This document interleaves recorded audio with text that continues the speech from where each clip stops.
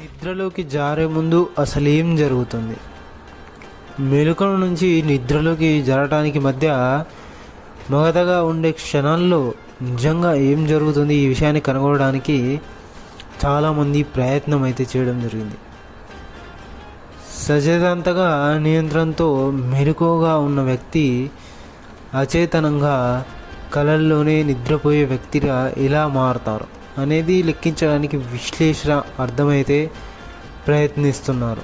అసలు ఈ మగత క్షణాల్లో రోజులు అత్యంత సృజనాత్మకమైన సమయమా అనేది తెలుసుకోవాలని భావించడం అయితే జరిగింది. నిద్రలో మెదడు కార్యకలాపాలు ఏ విధంగా జరుగుతాయి, నిద్రలో ప్రవేశించడానికి ముందు క్షణాల గురించి మనకు తెలుస్తుందా? చాలా తక్కువ